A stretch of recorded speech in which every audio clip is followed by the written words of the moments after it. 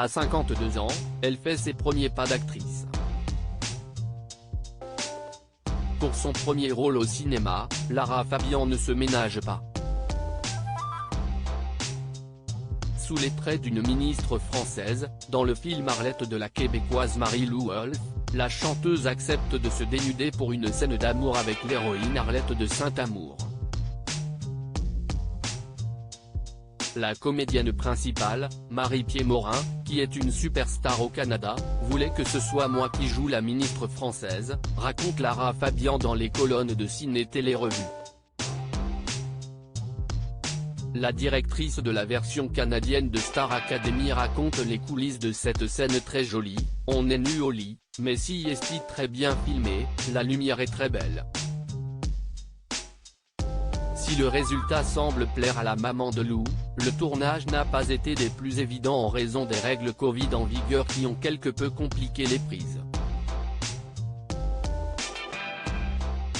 On avait un masque, avec la police Covid de plateau qui hurlait, nous demandant de nous séparer, se souvient l'interprète des titres Tout et Je t'aime qui avait déjà posé nu pour Gala.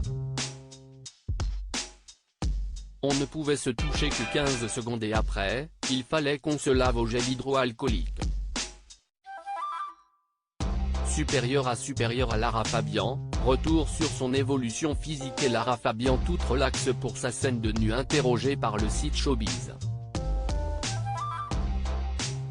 Nette sur la participation de l'artiste belgo-québécoise, l'actrice Marie-Pierre Morin s'est dite surprise par l'aisance de Lara Fabian, elle a tellement été game, partante, note de la rédaction. Moi, je suis arrivée le matin toute stressée. J'ai mis mes petits cache-mamelons. Je capotais. Lara est arrivée, toute relaxe avec rien. Là, j'ai tout enlevé parce que je me trouvais niaiseuse, bête, note de la rédaction, de vouloir me cacher. Avant d'ajouter, c'était très poétique. Si est une de mes scènes préférées dans le film, même si on voit mes fesses. De son côté, la réalisatrice Marie-Lou Wolfe raconte, on cherchait le ministre français. On a même approché des acteurs français super connus, comme Omar Sy, Jean Dujardin, mais ce n'était pas facile en temps de Covid.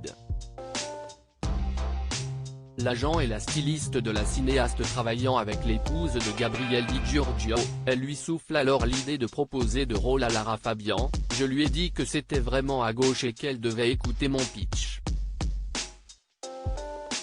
Des arguments qui semblent avoir convaincu Lara Fabian. Crédit photo, Cédric Perrin.